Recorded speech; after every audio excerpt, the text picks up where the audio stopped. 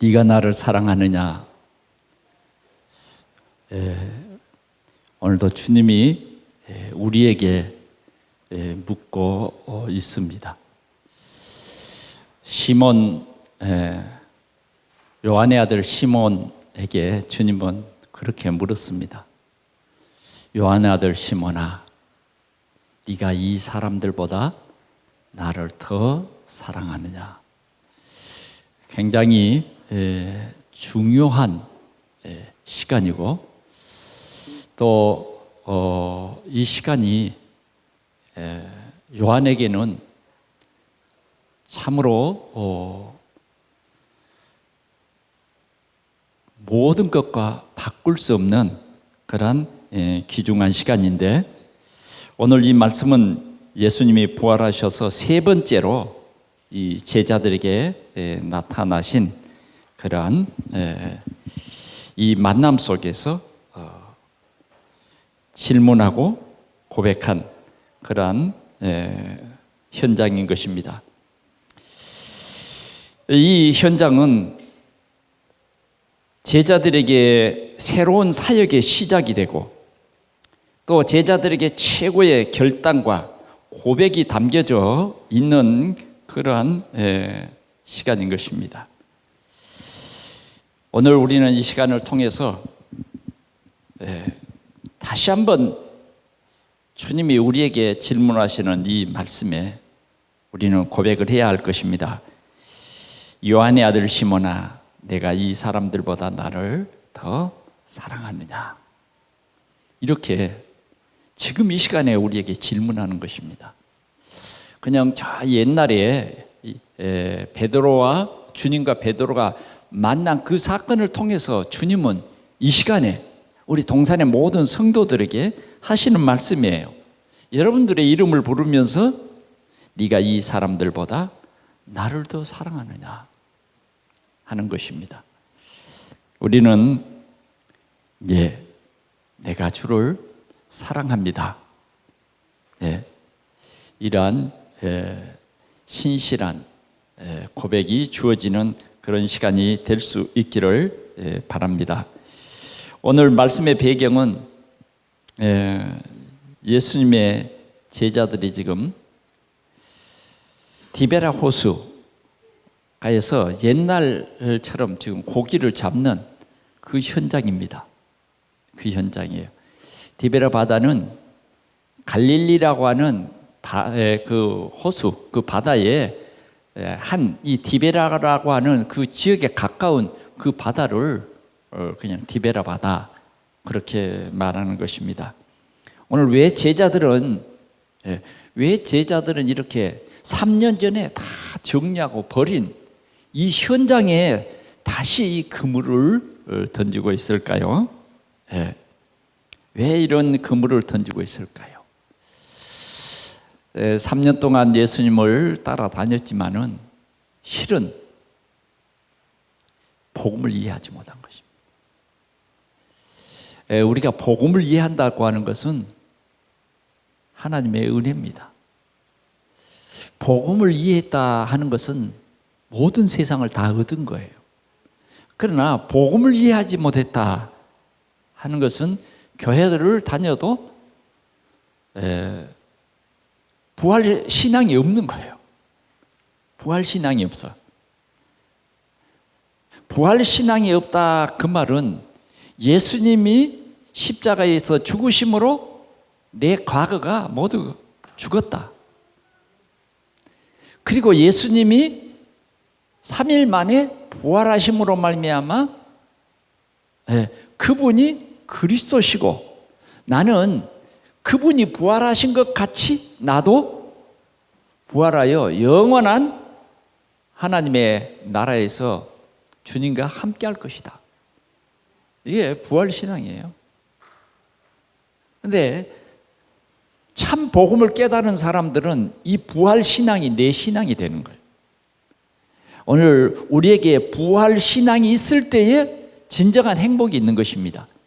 부활신앙이 있음으로 말미암아 진정한 감사가 있게 되는 거죠. 진정한 찬송이 있게 돼요. 오늘 특성도 굉장한 은혜의 찬송을 또 해주셨고, 우리가 찬송했던 251장도 얼마나 참 복음의 깊이를 누릴 수 있는 그런 찬양의 가사입니까? 오늘 우리는 이 주일에 주님이 4가지 말씀을 하셨어요.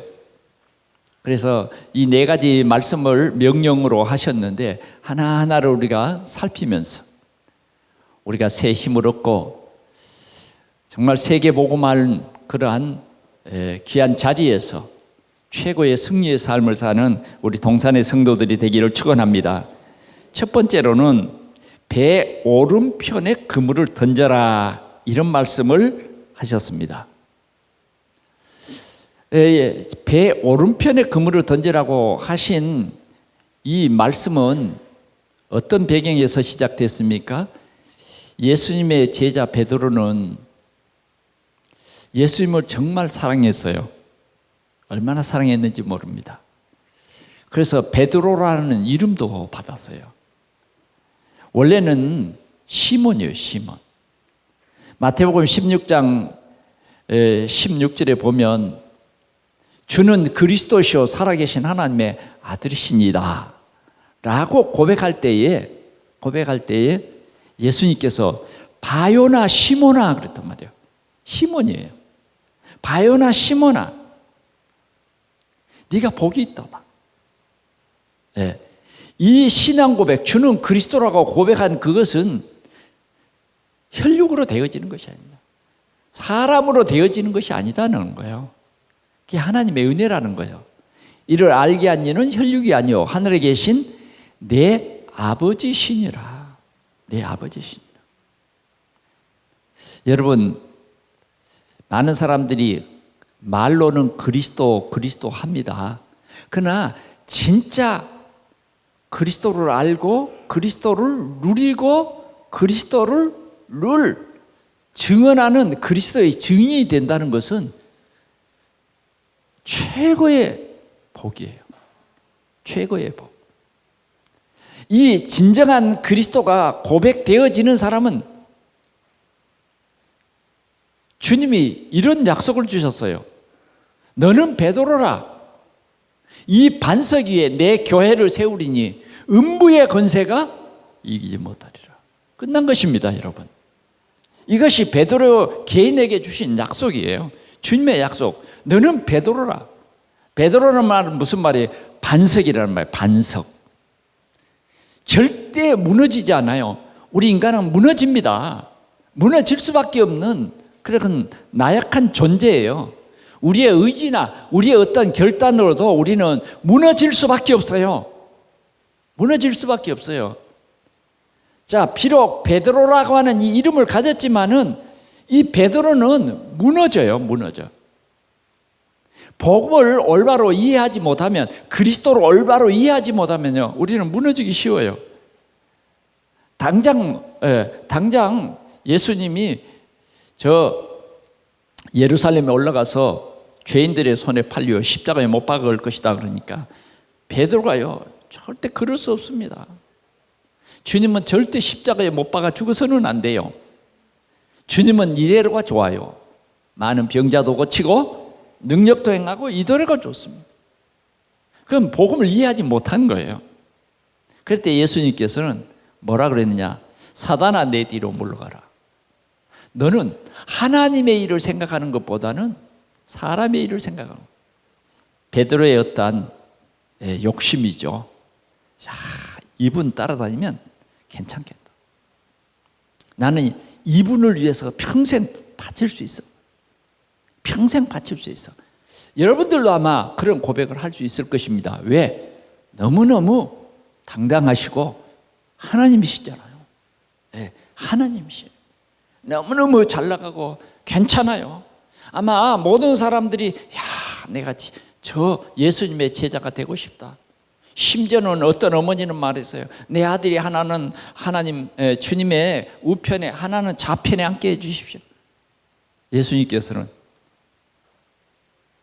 네가 내 좌우편에 않는다.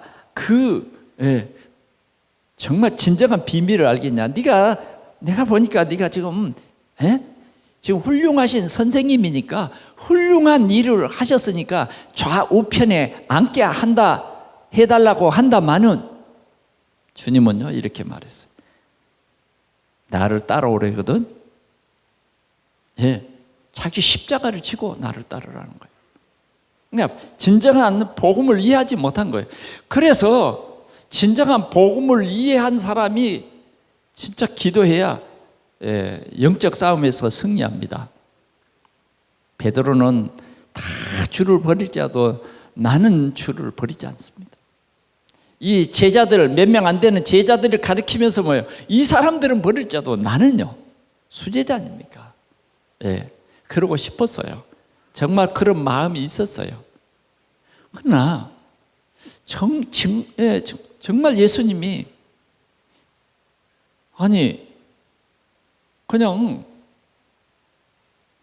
대제사장들의 종에게 붙들려서 가는데 말이죠. 좀 그래 안 했으면 좋겠는데 너희들이 찾는 그가 아니라 자신을 밝히면서 뭐예요? 그들에게 잡혀가는 거예요. 아무 말도 못하고 그냥 끌려가는 거예요.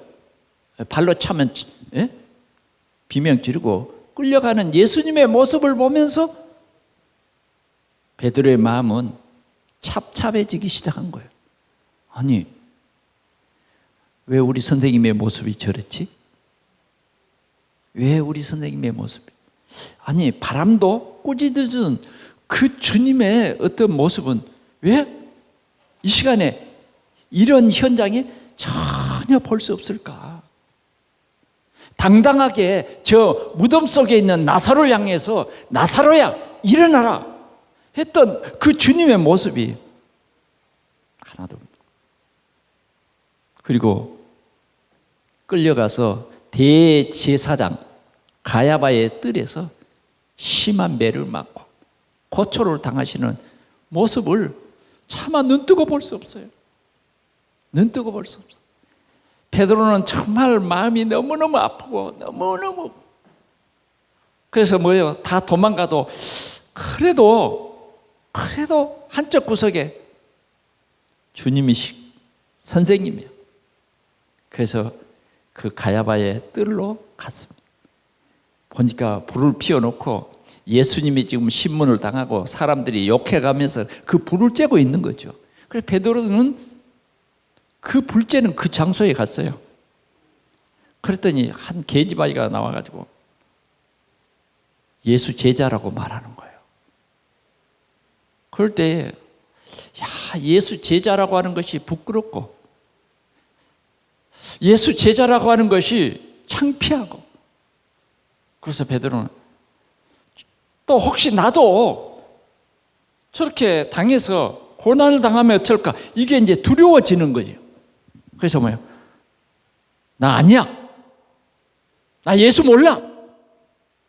부인을 했어요. 어쩌면 형편에 따라 우리의 색깔이 바뀔 수가 있다. 베드로는요 이런 작은 계집종 앞에서 정말 내가 저런 무능하신 분을 따라다녔을까? 3년 동안 내가 저분을 따라서 목숨을 걸었을까? 이런 갈등 속에 있는데 또 다른 한 사람이 와서 네가 예수 제자라는 거예요. 그래서 또 부인했어요. 그게 무슨 말이냐고. 근데 또 세 번째, 네 말이 너를 증명한다. 그때 베드로는요 예수님을 저주하면서까지 나는 예수 제자 아니다. 그런데 달기 우는 거예요. 달기 울어. 가만 생각해 보니까 그분이 하신 말씀이 생각나는 거예요. 내가 주님을 정말 사랑하고 이 사람들과 같지 않아요. 이렇게 말할 때 예수님이 뭐라 그랬냐? 네가 닭 울기 전 3번 나를 부인하리라. 그 말씀이 팍 떠오르는 거예요. 그래서 그는 그 자리를 피해서 바깥에 나가서 슬피 울었어요.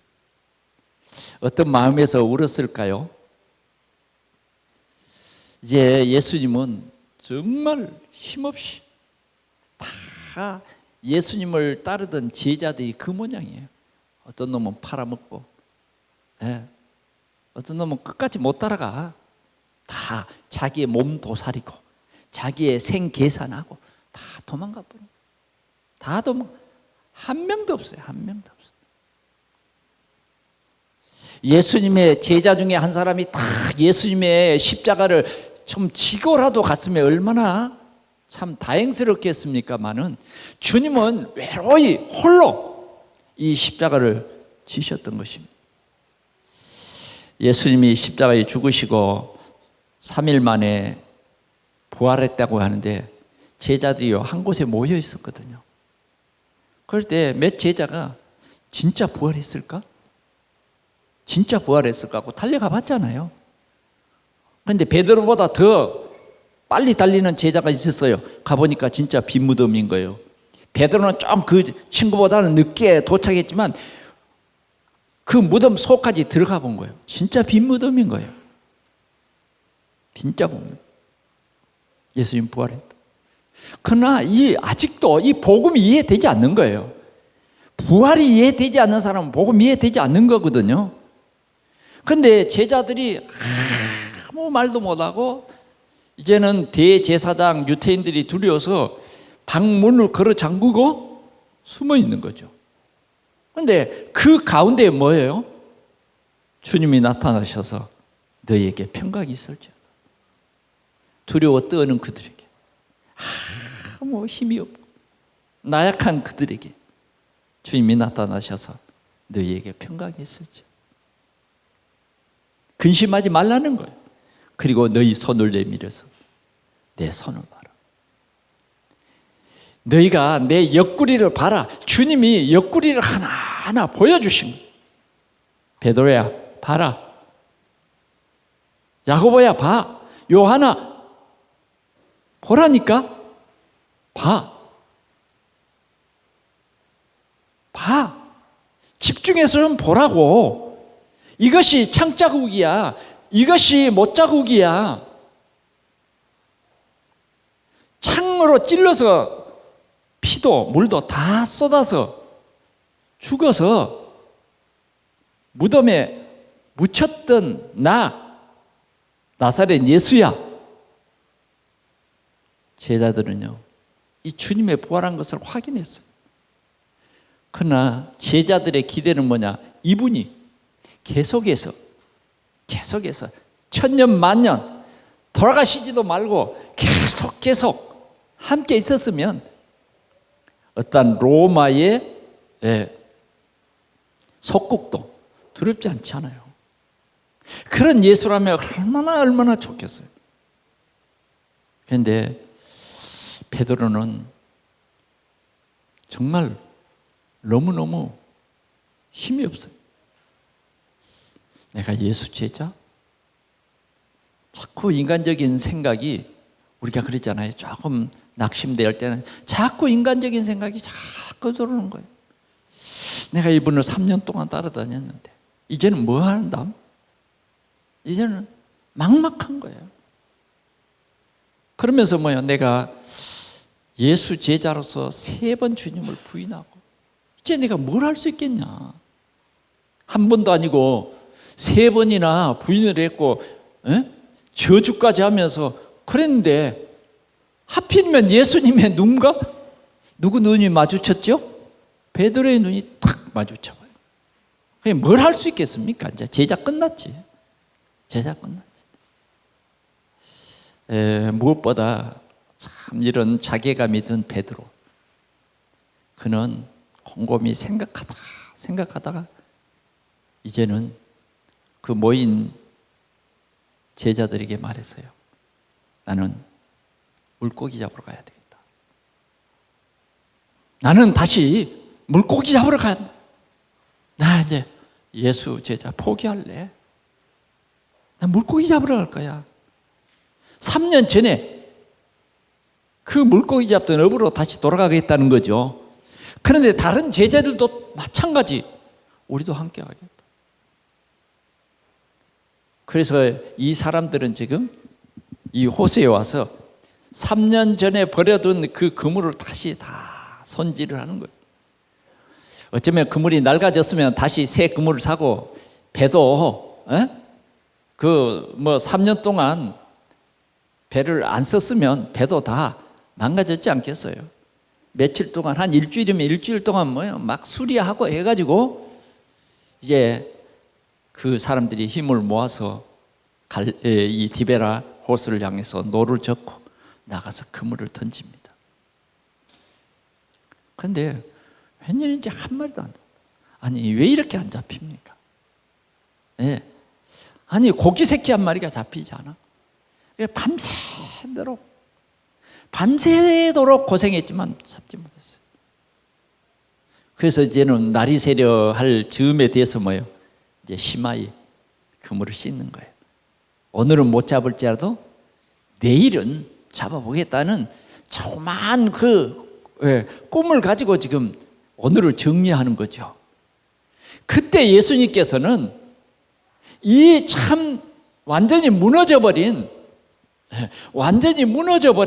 이 제자들을 찾아오신 거예요. 제자들을 찾아오신 거예요. 그러고서는 그 주님이 바닷가에 서서 제자들 향해서 묻는 거예요. 너희들에게 잡은 고기가 있느냐?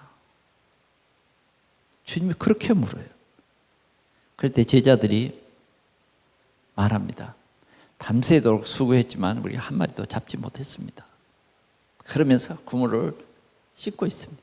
그럴 때 예수님이 그들 향해서 말하는 거예요.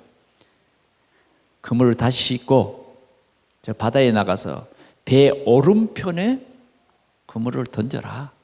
그래서 고기를 잡으라는 거예요. 아니, 여러분 한번 생각해 보십시오. 무슨 바다에가 배 오른편도 있고 왼편도 있고 그러겠어요?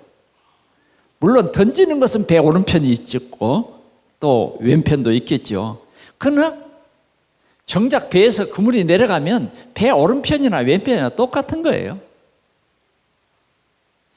그러나 주님께서는 배 오른편에 그물을 던지라는 거예요. 그래서 제자들은 배 오른편에 그물을 던진 거예요. 자기들의 어떤 경험이나 자기들의 어떤 이론이나 이런 거 전혀 상관없이 그분의 말씀 그대로 가서 배 오른편에 그물을 던진 거예요. 그리고는 끌어당겨 보니까 그물이 안 올라와요. 이게 웬일이지? 예? 벌써 이 그물을 당기는 감각이 다른 거예요. 예? 감각이 달라. 돌에 걸린 그물이 아니라 뭔가 이게 가득 찼어요. 그걸 올릴 수가 없어요. 엄청난 고기가 잡혔는데 그물은 찢어지지 않은 거죠. 이때 요한이라고 하는 사람이 좀 영리해. 영리하단 말이에요. 뭔가 빨라. 베드로에게 말한 거예요. 야, 조금 전에 배 오른편에 그물을 던지라는 그분이 예수님이다. 주님이시다. 주님이시다. 그때야 우리가 그 순간적으로 싹 지나가는 게 필름처럼 지나가는 게요. 엄청나게 빠르게 지나가잖아요. 그러죠? 제가 한번 신방을 가다가 제3한강교 3항교인가요? 합정동을 향해서 가는 그 다리요. 거기에서 아니 집사람이랑 같이 합정동으로 신방을 가는데 그 가는 버스가 당산동을 탁 출발해서 그 한강 그 다리를 걷는데 기사가 얘기한 거예요. 브레이크가 터져버렸다는 거예요. 그러니까 다리를 지나니까 상당히 거리가 있잖아요. 그러니까 먼저는 신호를 보내라는 거예요. 자기는 운전할 테니까. 그러니까 그 버스에 청소하던 대걸레를 들고 어떤 사람은 막 흔드는 거예요. 비키라고. 이게 브레이크가 없는 제 차가 굴러가는 거죠. 브레이크가 없는 차. 그러면서 손님들에게는 얘기하는 거예요. 지금 앉아있는 의자를 꼭 잡으라는 거예요. 서 있는 사람은 다 앉으라는 거예요. 보니까 자리가 하나밖에 없어요. 그래, 집사람을 앉히고 나는 그 의자를 이렇게 잡고 섰죠.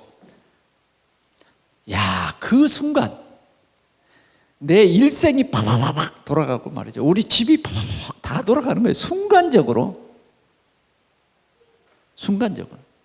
그래도 하나님의 은혜로 내가 이렇게 살아있는 것은 그 기사가 그러더라고요. 제일 큰 전봇대를 박혔으니까 꼭 잡고 있어. 진짜로요. 참 다행인 것은 그 막 대걸레를 흔드니까 차들이 좀 비켜주고 신호등도 또 어떻게 맞게 딱 초록색 신호가 걸려서 합정동 모타리에 있는 제일 큰 전봇대를 받았어요. 그래서 차는 부셔지고 저 아주 뒤에 있는 분들은 의자를 들고 앞으로 의자가 뽑혀버렸어. 얼마나 충격이 컸던지. 그래, 우리는 괜찮았어요. 예, 피 한 방울 안 흘리고, 예, 상처 하나 나지 않고 괜찮은데, 주님이시라고 하는 그 말에 베드로가 돌아가는 게 있잖아요. 그래서 그는 겉옷을 탁 두른 후에 거리가 한 50간쯤, 아직도 거리가 멀어요. 그러나 베드로는 또 순전하고 진실인 사람이요, 그냥 뛰어내려서 예수님께 찾아간 것입니다. 여러분, 주님은 우리에게 주신 약속은 반드시 이루십니다. 우리 주님의 고집은 영원한 고집이에요. 영원한 고집. 절대로 안 바뀐다니까. 예. 너는 베드로라. 내가 이 반석 위에 내 교회를 세우리니 음부의 권세가 이기지 못하리라.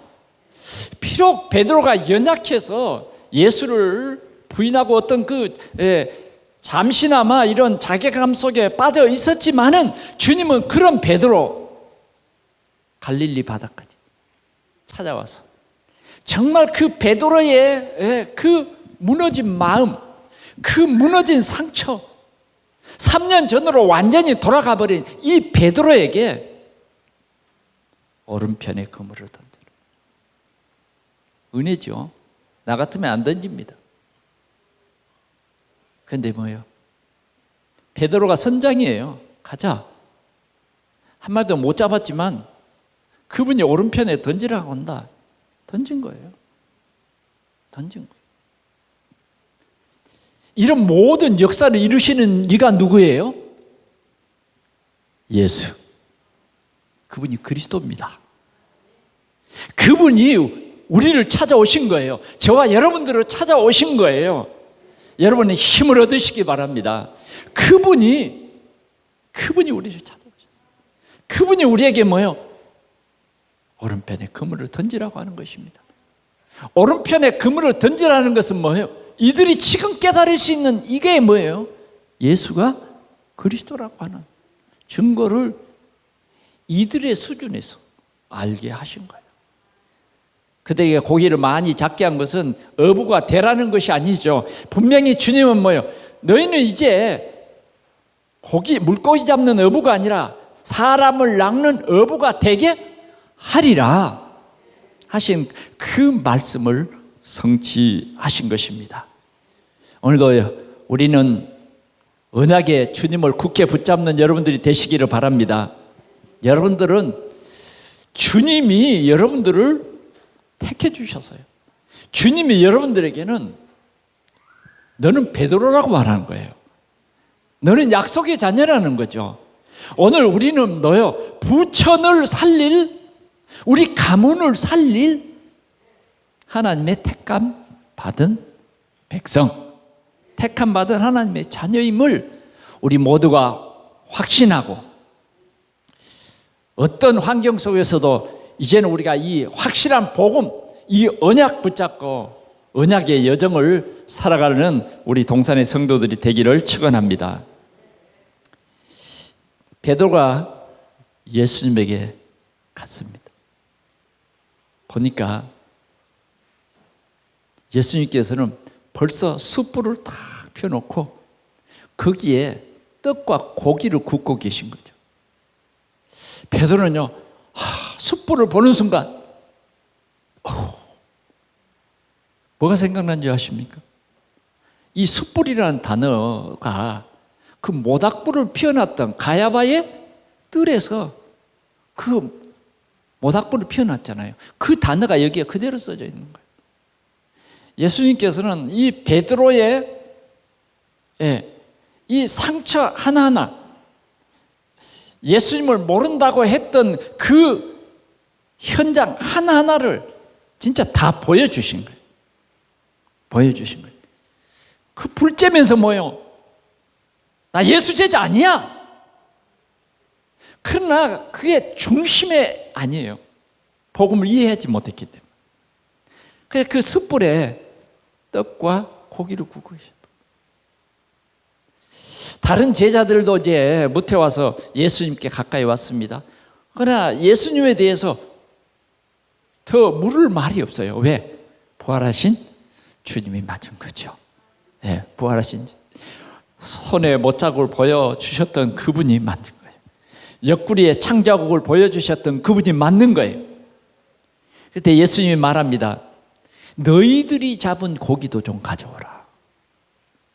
그래, 이제 베드로를 중심해서 제자들이 가서 그 무트로 다른 배와 함께 끌고 왔던 그 그물에서 고기를 세어 보니까 153마리.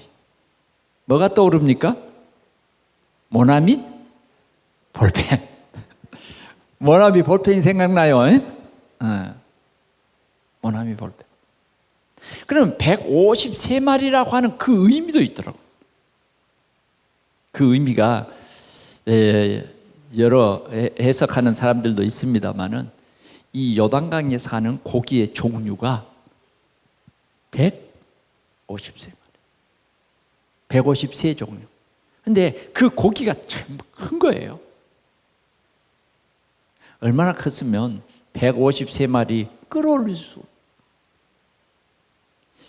그냥 고기가 아니에요. 우리 주님이 하신 것입니다.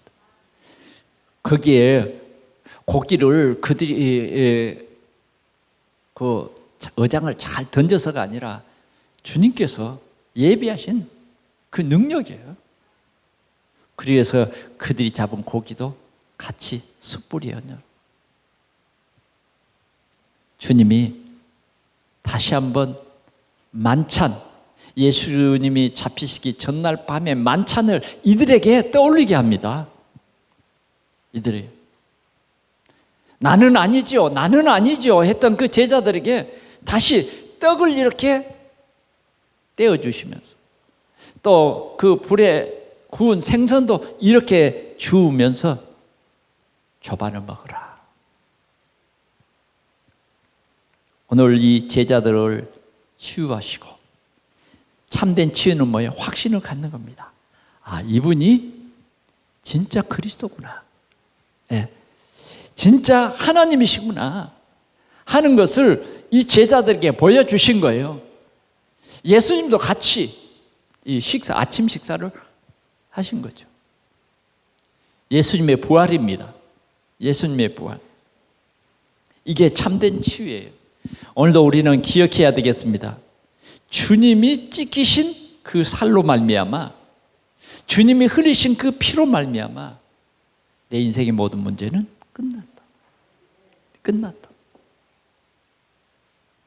더 이상 우리는 저주와 재앙 속에 머물러 있는 사람이 아니에요. 우리의 신분은 바꿔졌어요. 이 부활하신 주님이 뭐예요? 나의 그리스도인 거예요. 나의 주님이신 거예요. 나의 주님. 우리는 정말 우리의 참된 치유가 뭐냐? 갈라디아서 2장 20절이에요. 나의 옛사람은 완전히 십자가에서 주님과 함께 죽었고 이제는 부활하신 주님과 함께 나는 새로운 사람으로 태어난 거예요. 그래요. 이제 우리의 신분은 마귀 자녀가 아니라 하나님 자녀다. 우리는 어떤 배경이냐? 24시 주님이 우리와 함께 계시다. 우리 함께 계시다. 오늘 우리는 이 복음의 비밀을 누리시기 바랍니다. 이 복음이 나의 복음 돼야 된다고 말해요. 나의 복음. 장로님의 복음이 아니라, 집사님의 복음이 아니라, 목사님의 복음이 아니라 나의 복음 돼야 된다고 말이에요. 이 그리스도가 나의 그리스도다. 그래서 다시는 고기 잡는 그 옛 자리로 돌아가지 않을 만큼 우리는 큰 확신을 가지고 누려야 하겠습니다. 자, 이제 이 만남 속에서 가장 근본이 되는 이 만남이 바로 세 번째예요. 주님은 이렇게 제자들과 같이 만찬을 나누신 이후에 오늘 본문을 보니까 15절, 그들이 조반을 먹은 후에 예수께서 시몬 베드로에게 이르시되 요한의 아들 시몬아, 내가 이 사람들보다 나를 더 사랑하느냐, 이렇게 질문을 합니다. 본래의 이름을 지금 부르신 거예요. 새로 지어준 이름이 아니라 시몬, 요한의 아들 시몬아. 그냥 시몬도 아니에요. 요한의 아들 시몬아, 요한의 아들 시몬아, 네가 이 사람들보다 더 나를 사랑하느냐. 이 비교급수로, 이 사람들보다, 오늘 여기에 있는 제자들보다 네가 나를 더 사랑하느냐, 이렇게 물으시는 거예요. 어쩌면 충격적인 사건이고, 어쩌면 여기에서 참으로 너무 충격을 받아가지고 낙심해 버릴 수도 있지만 그런 게 아니에요. 하나님의 부름받은 사람들은요, 요한의 아들 시몬아, 네가 이 사람들보다 나를 더 사랑하느냐. 그럴 때 네, 주님을 사랑합니다, 이 사람들보다 훨씬 사랑해요, 이러지 않아요. 베드로는요, 진짜 자신을 알게 된 거예요. 뭐라고 말합니까? 이르되 주님, 그러하니이다. 내가 주님을 사랑하는 줄 주께서 아시나이다. 정말 내가 주님을 사랑합니다. 그런데 여기에 굉장한 중요한 내용이 있어요. 주님은 이렇게 세 번을 물었잖아요. 세 번을 물었는데 세 번 다 베드로가 대답을 하고 주님이 또 베드로에게 하신 말씀이 있어요. 근데 원문에 보면 뭐냐면 예수님이 물은 네가 나를 사랑하느냐 하는 말과 그러합니다 라고 하는 사랑의 고백이 달라요. 예수님은 아가페오, 하나님의 사랑을 얘기했어요. 네가 정말 나를 사랑하느냐 하는 질문에 베드로는요, 옛날에는 나 아가페오합니다. 그런데 베드로는 그렇게 대답을 못합니다. 필레오합니다. 이 필레오는 뭐냐면 우정이에요, 우정. 인간적인 사랑입니다. 내가 사랑할 수 있는, 주님을 사랑할 수 있는 그 사랑은 내가 사랑할 수 있는 인간의 그 한계, 그걸 말하는 거예요. 주님의 사랑과 우리가 주님을 사랑하는 그 사랑은 다릅니다. 주님은 아무 조건도 없이 뭐예요? 우리를 위해서 생명을 버려주셨어요. 우리가 아직 죄인 되었을 때 주님은 아무 조건도 없이 나를 사랑하셨다고 하는 이 놀라운 사랑입니다. 오늘 우리 동산의 모든 성도들이 이 깊은 하나님의 사랑을 입은 것을 여러분들이 꼭 기억하시기를 바랍니다. 베드로는요, 진짜 알게 됐어요. 주님의 사랑과 내가 주님을 사랑한다고 하는 것은 차이가 있다는 거죠. 그렇습니다. 우리는 목숨을 다해서 주님을 사랑한다고 하지만은 주님의 사랑에 대해서는 같지 않아요. 같지 않아. 주님께서는 내가 주님을 사랑합니다, 이 고백을 원하시는 거예요. 세 번 주님을 모른다고 부인했던 이 베드로에게 세 번 중요한 다짐을 하면서 이를 치유해 주시는 거예요. 그러면서 이 베드로에게 천명과 소명과 사명을 깨닫게 하는 거예요.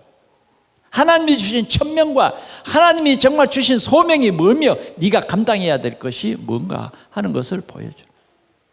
그런데 나중에는 세 번째는 주님이 필레오라고 하지 않고 아가페라고 하지 않냐고 필레오라고 묻습니다. 그래, 그러면 정말 네가 나를 사랑하느냐? 아니 갑자기 또 이제 세 번째 질문이 다르잖아요.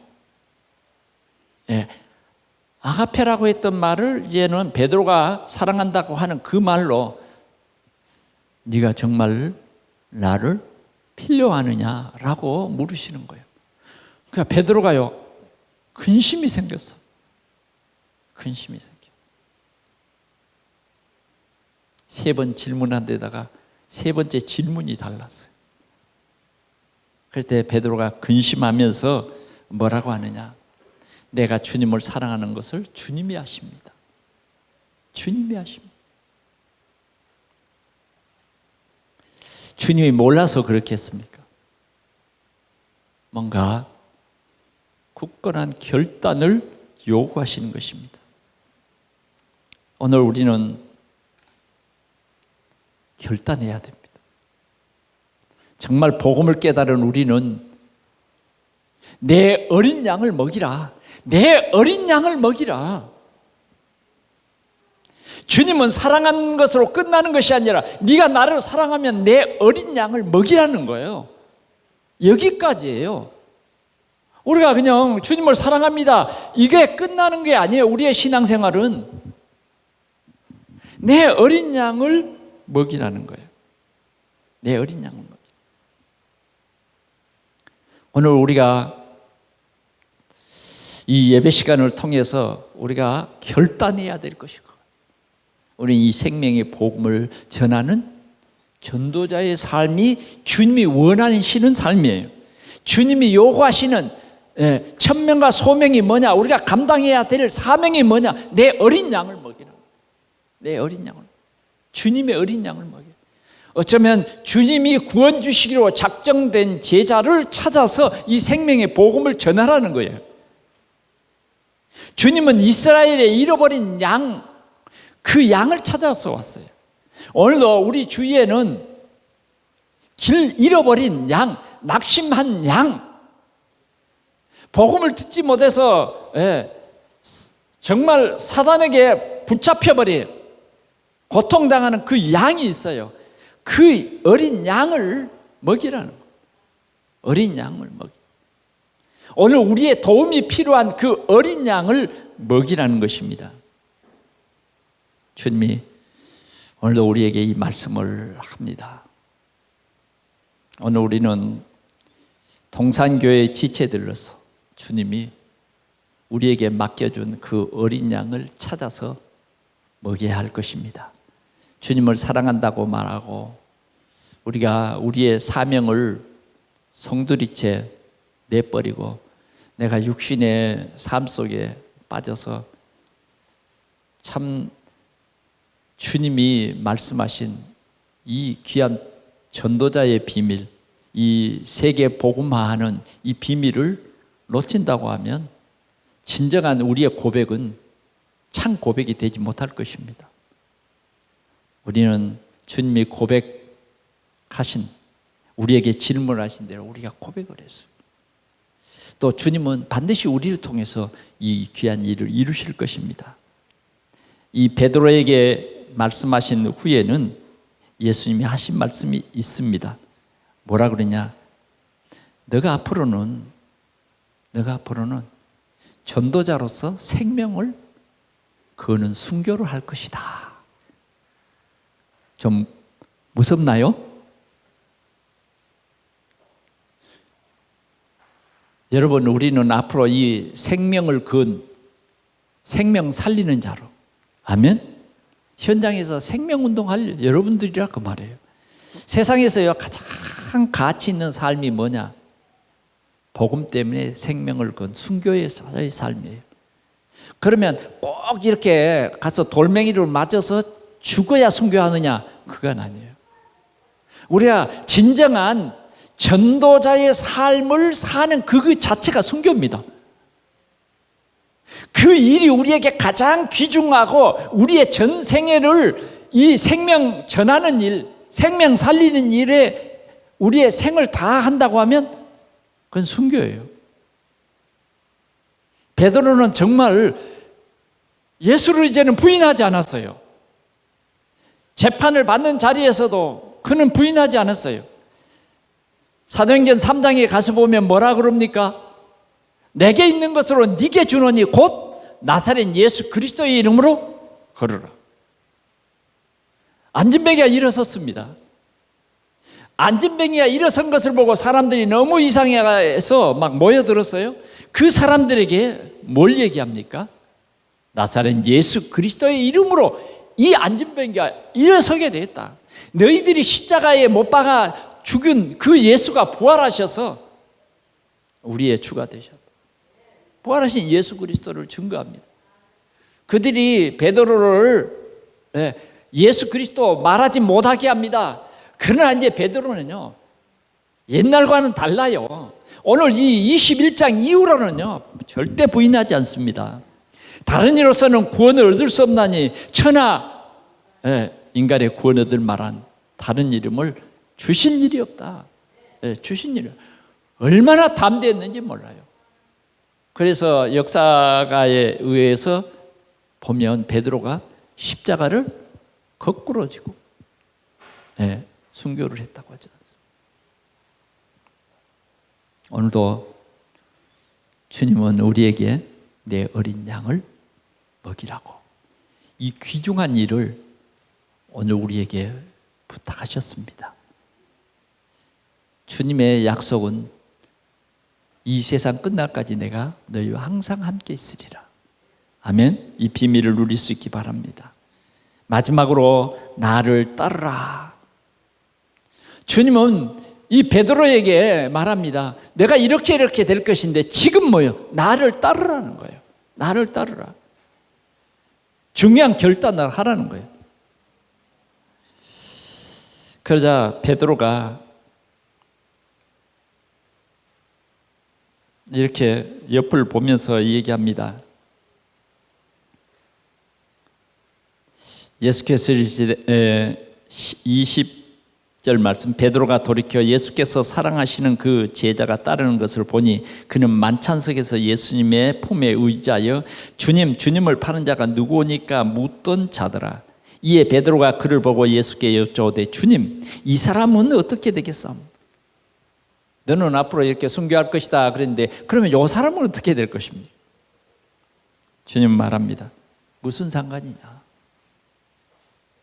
무슨 상관이냐? 우리는 자꾸 이 사람은 어떻게 될 것입니까? 이런 생각을 많이 갖습니다. 상관없어요. 그 사람에 대해서는 그 사람에 대한 하나님의 계획이 있는 거예요. 주님은 오늘도 그런 주위의 사람들과 상관하지 말고 너는 나를 따르라. 너는 나를 따르라. 이렇게 말하는 것입니다. 말씀을 맺습니다. 갈릴리 바닷가에 서신 주님, 오늘 이 예배 시간에 보이지 않게 주님이 우리에게 말씀을 하십니다.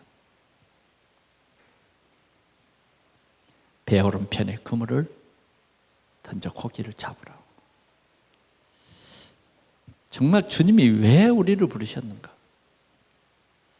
왜 우리는 정말 복음을 이해하지 못하고 무엇을 먹을까 입을까 이 걱정에 매여 있냐? 오늘 저와 여러분들을 부르시면 주님이 우리에게 중요한 일을 맡겼어요. 너희는 가서 모든 민족으로 제자를 삼아라. 제자 삼아라.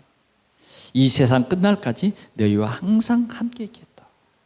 그래서 실은 낙심하고 정말 부끄러운 우리를 다시 찾아오셔서 변치 않는 주님의 사랑을 우리에게 주신 것이죠. 그리고 조반을 먹으라는 거예요. 다 치유해 주셨어요. 다 용서해 주셨어요. 다 용서해 주신 거예요. 그러면서 주님은 중요한 말씀을 하셨어요. 네가 이 사람들보다 나를 더 사랑하느냐. 오늘 이 중요한 질문에 우리 모두는 예, 내가 주를 사랑하나이다. 3번 다짐을 한 거예요. 우리는 다짐해야 되겠습니다. 정말 내가 주님을 사랑합니다. 주님을 사랑합니다. 주님을 사랑하고 주님을 아는 그 사람에게 맡깁니다. 맡겨요.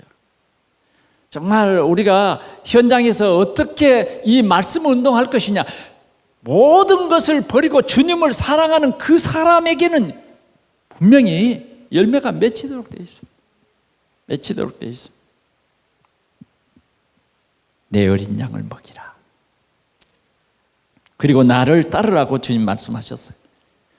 우리는 다 함께 이 언약 잡고 참 주님을 사랑하는 그 마음을 가지고 주님의 어린 양, 주님이 구원 주시기로 작정된 자가 지금 방황하고 있는 이 현장에 우리는 집중해야 되겠습니다. 그 현장에 숨겨져 있는 참 제자를 찾아야 되겠습니다. 그럴 때에 하나님이 기뻐하시고 우리의 삶은 가장 행복하고 또 하나님의 나라에서 최고의 영광받는 그런 자리에 이를 줄 믿습니다. 내 어린 양을 먹이라. 기도하겠습니다. 우리 하나님 아버지 감사합니다. 주님의 크고 놀라운 사랑에 비교하면 우리가 주님을 사랑한다고 하는 것은 10,000분의 1도 1,000,000분의 1도 안 되는 것을 저희들이 압니다. 오늘 주님의 귀한 사랑을 입은 오늘 우리 동산의 모든 성도들이 참으로 주님을 사랑합니다 고백할 수 있게 해주시고 주님의 어린 양을 먹이라고 하신 귀한 주님의 주신 천명을 우리의 사명으로 알고 오늘도 우리의 현장에 복음을 알지 못하고 방황하는 많은 렘넌트와 많은 불신자들에게 참 생명의 복음을 전하는 전도의 문이 열려지게 하시고 주님 정말 세상을 살리는 저희들이 되어지도록 성령으로 충만케 해 주시옵소서. 예수 그리스도의 이름으로 기도하옵나이다. 아멘.